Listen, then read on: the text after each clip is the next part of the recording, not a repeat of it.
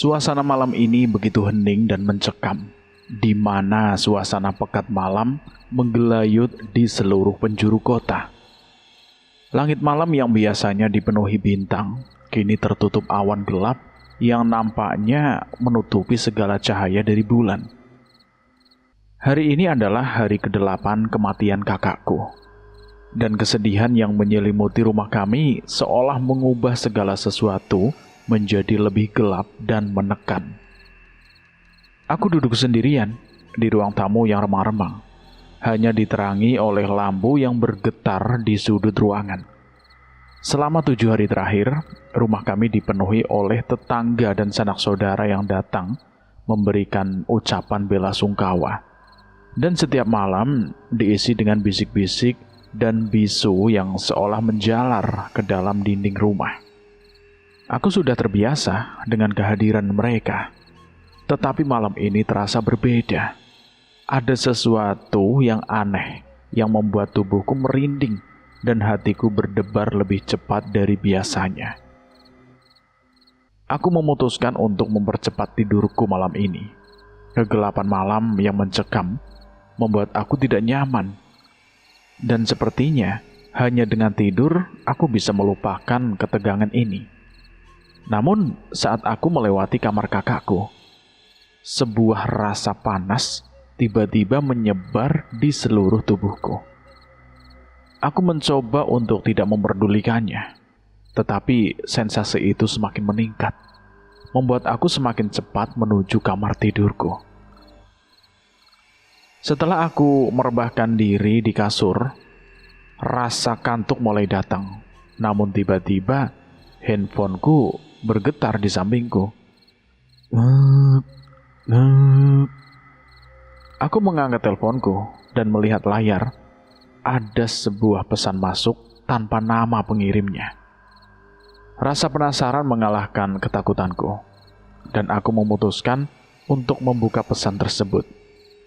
Isi pesan itu membuat darahku berdesir dan seluruh tubuhku bergetar.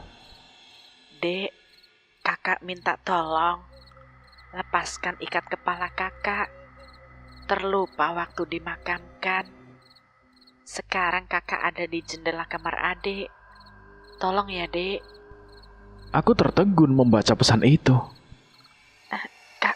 Kakak? Bagaimana bisa? Ini tidak mungkin. Bisikku pada diriku sendiri. Merasa seolah dunia di sekelilingku bergetar dan hancur seketika. Handphoneku terjatuh dari tanganku, dan aku langsung merasakan keringat dingin mengalir di punggungku. Dengan gemetar, aku berlari menuju jendela dan menarik gorden-gorden yang masih terbuka.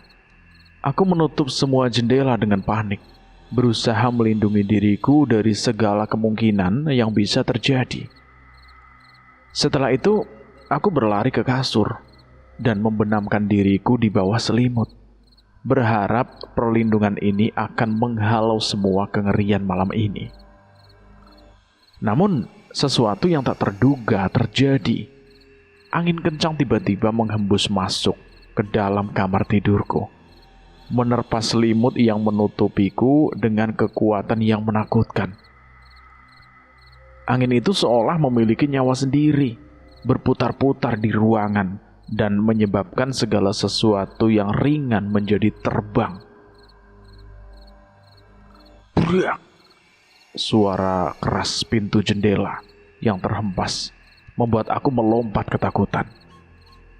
Aku berteriak sekuat tenaga. Kakak, tolong jangan ganggu aku. Pergilah dengan tenang. Aku mohon. Suara teriakan ini hanyalah suara lemah di tengah angin yang menggulung dan gemuruh yang mengisi kamar. Jendela kamarku terbuka lebar dan angin semakin kencang, menerpa segala sesuatu di dalam kamar. Saat aku membuka mataku, aku melihat ke arah jendela yang terbuka. Sosok wanita berdiri di luar jendela. Wajahnya sudah tak berbentuk lagi. Hanya nampak seperti bayangan gelap yang menyeramkan. Terlihat jelas bahwa sosok itu bukanlah sesuatu yang hidup. Pandangannya menembus ke dalam jiwaku, membuat aku merasa seolah seluruh dunia menghilang di sekelilingku. Dek, tolong. Aku merasakan kekuatan yang menguatkan rasa takutku. Teror dari sosok itu membuat aku berlari dengan sekuat tenaga dari kamarku, melawan ketakutan yang mencekam.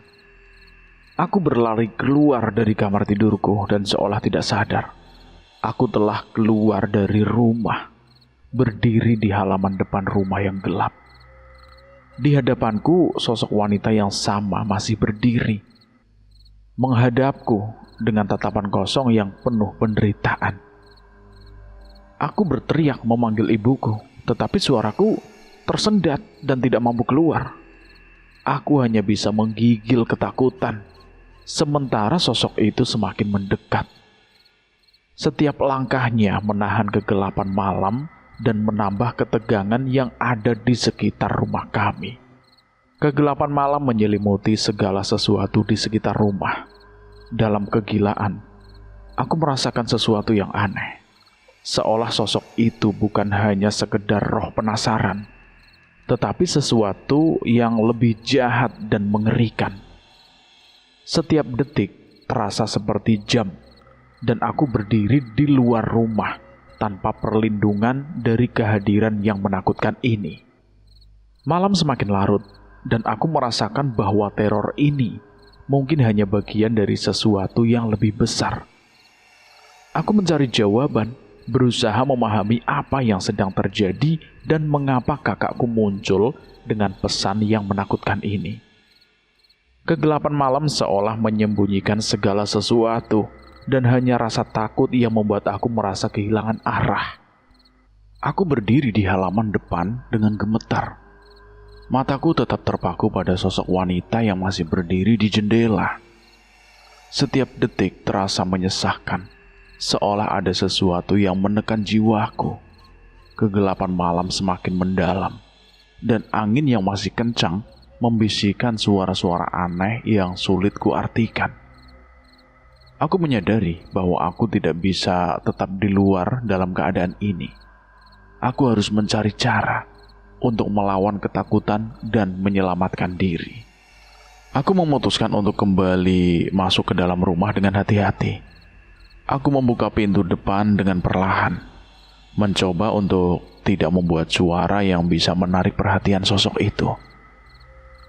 Setiap langkahku terasa berat, dan suasana rumah terasa seperti dipenuhi oleh aura kegelapan yang menyelimuti semua ruang.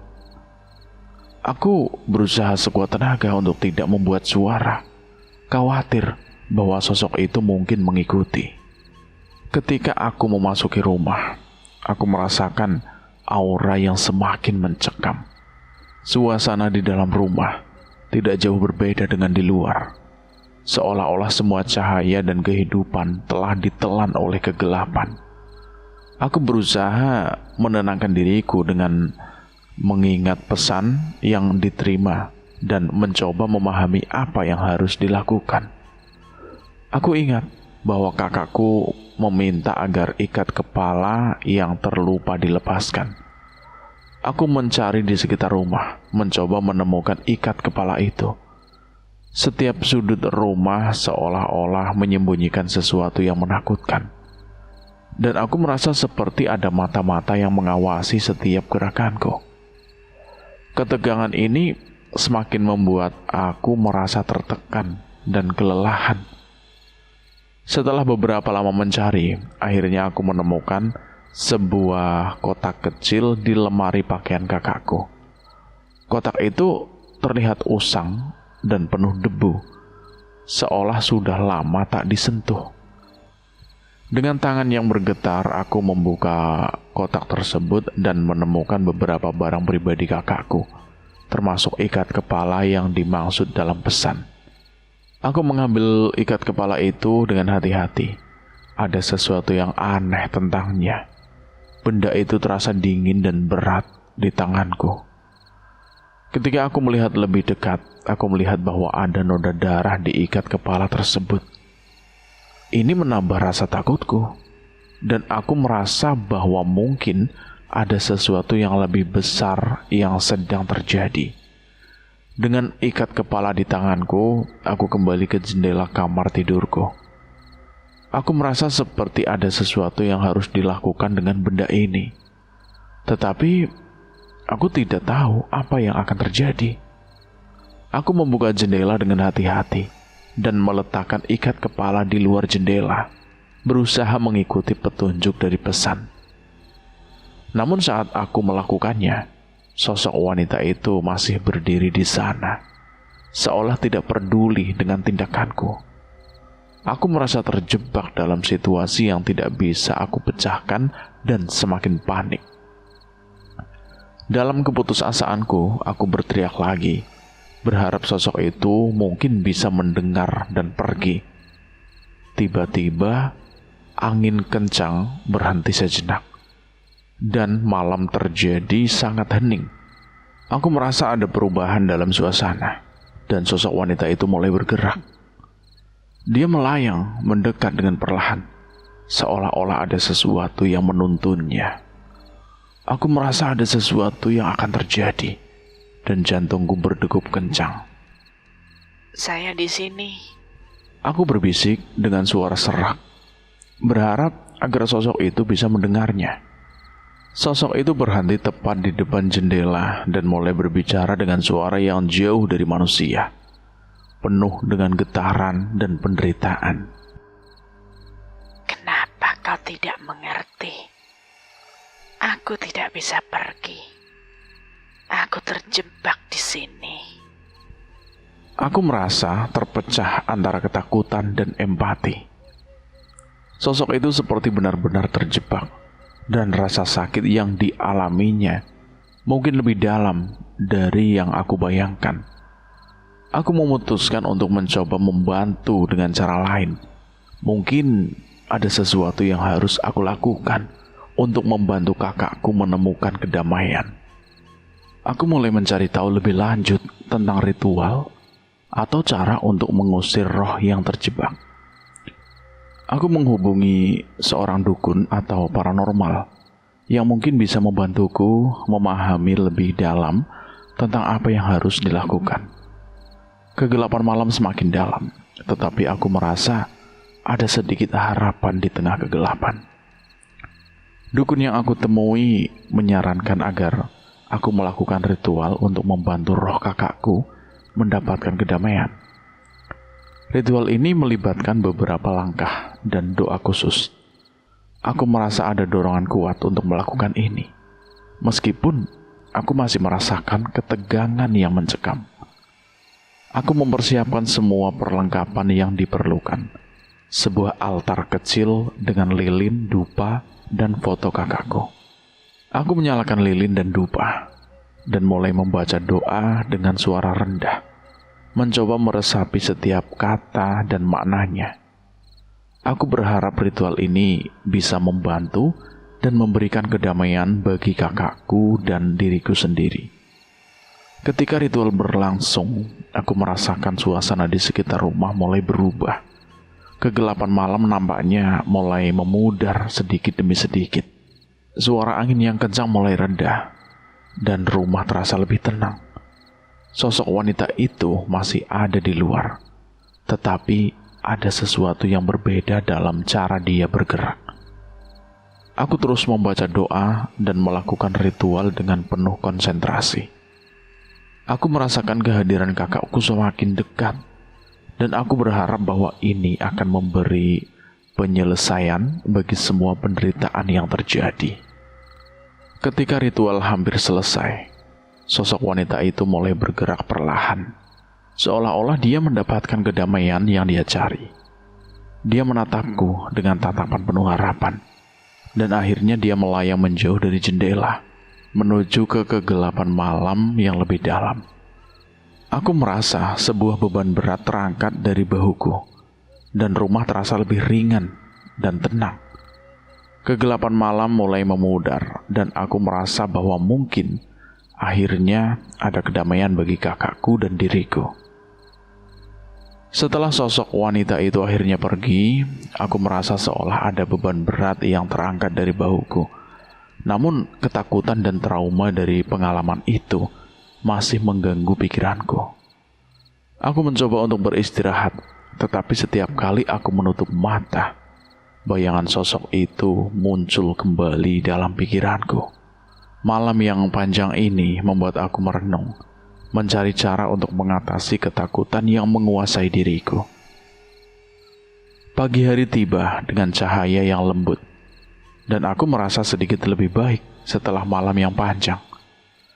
Aku memutuskan untuk merapikan barang-barang yang berserakan akibat ritual semalam. Saat aku membersihkan kamar, aku menemukan beberapa barang pribadi kakakku yang tersebar di sekitar rumah. Setiap barang itu membangkitkan kenangan indah dan sedih tentang dia. Dan aku menyadari betapa besar kehilangan ini. Aku merasa bahwa aku perlu melakukan sesuatu untuk menghormati memori kakakku. Aku memutuskan untuk mengunjungi makamnya dan memberikan penghormatan terakhir.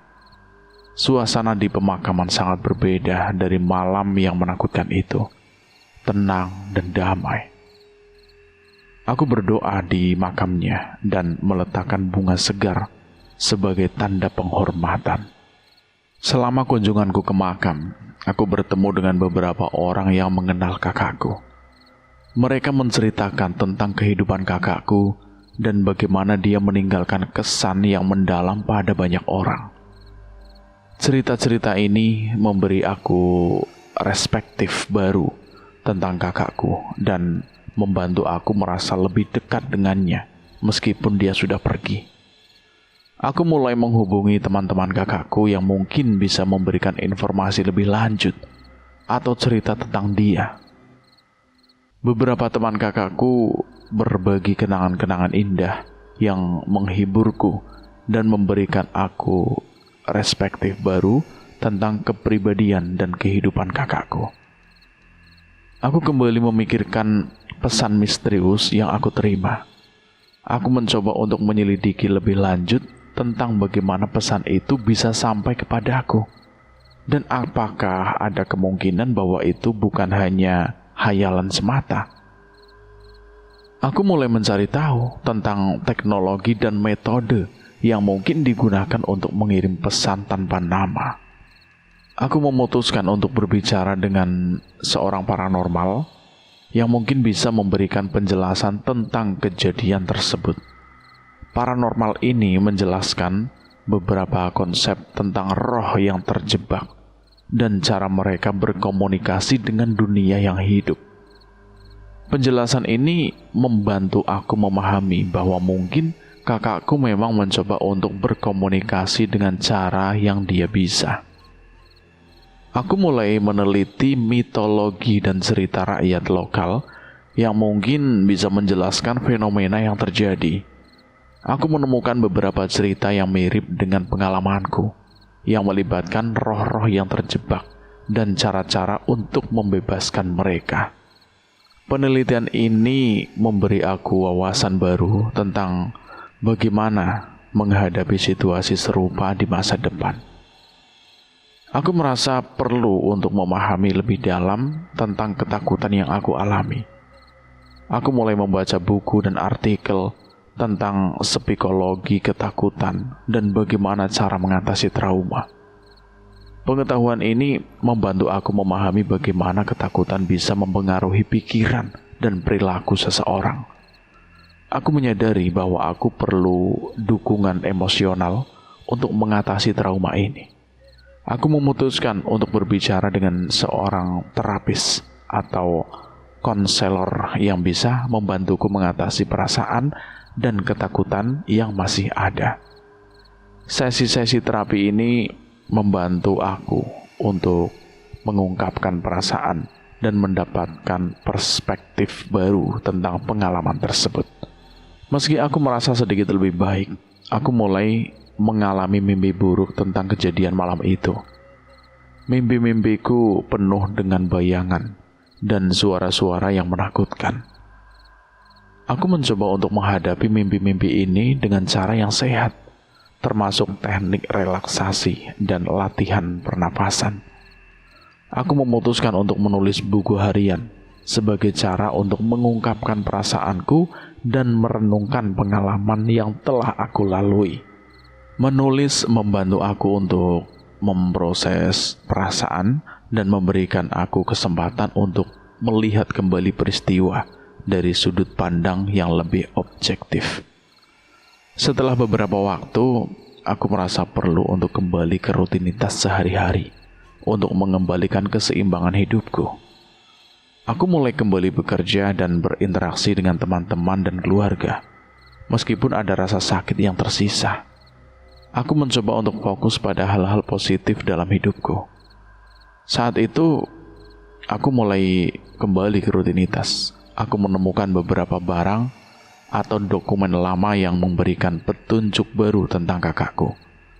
Penemuan ini membuka babak baru dalam hidupku dan memberikan aku perspektif yang lebih dalam tentang kehidupan kakakku dan alasan di balik kejadian tersebut. Setelah menemukan petunjuk-petunjuk baru, aku mulai menghadapi keberanian yang lebih dalam tentang kakakku dan kejadian malam itu. Aku menyadari bahwa mungkin ada rahasia yang belum terungkap dan keputusan yang perlu diambil untuk melanjutkan hidup dengan penuh kesadaran.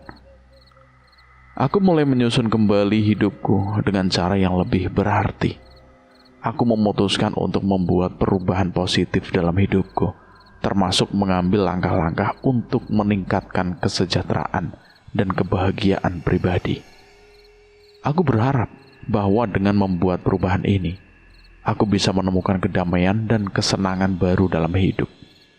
Aku memutuskan untuk menghormati kenangan kakakku dengan cara yang positif, seperti melakukan kegiatan amal atau proyek yang berhubungan dengan kepentingannya.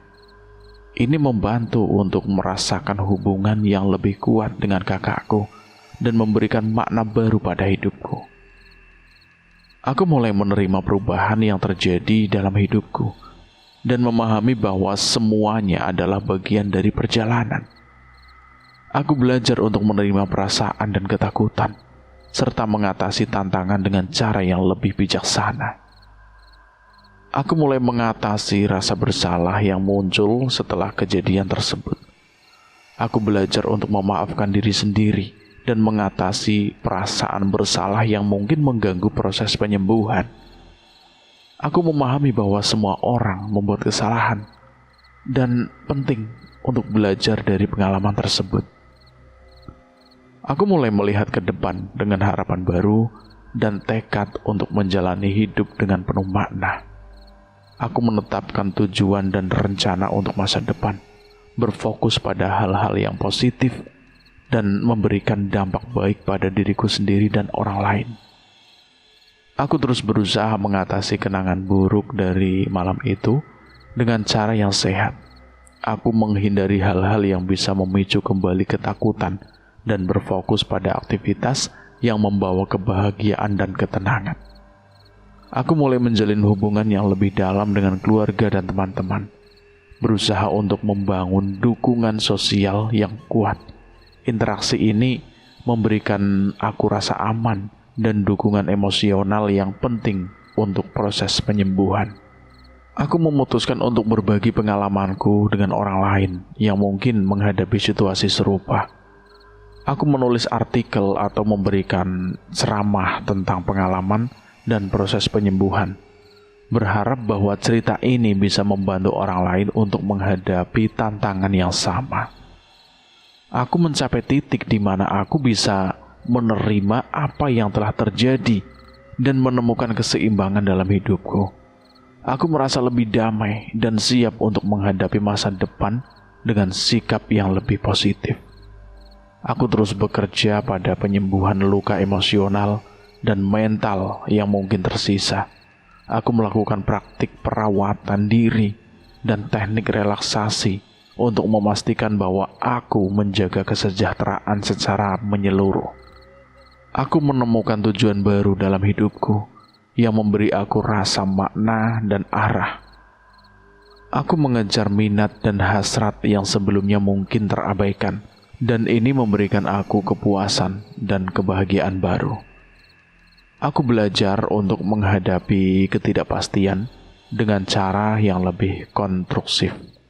Aku mengembangkan strategi untuk mengatasi rasa tidak pasti dan menjaga sikap positif terhadap tantangan yang datang. Aku memastikan untuk terus menjaga kesehatan mentalku dengan rutin mengikuti terapi dan praktik perawatan diri. Aku menyadari kepentingan menjaga kesehatan mental dan emosional untuk hidup yang seimbang. Setelah perjalanan panjang melalui kegelapan dan ketakutan, aku akhirnya menemukan kedamaian dan keseimbangan meskipun aku tidak akan pernah melakukan pengalaman itu. Aku belajar untuk menghadapi hidup dengan lebih kuat dan bijaksana. Aku menghargai setiap hari dan setiap momen, dan aku siap untuk menghadapi masa depan dengan hati yang penuh harapan dan cinta.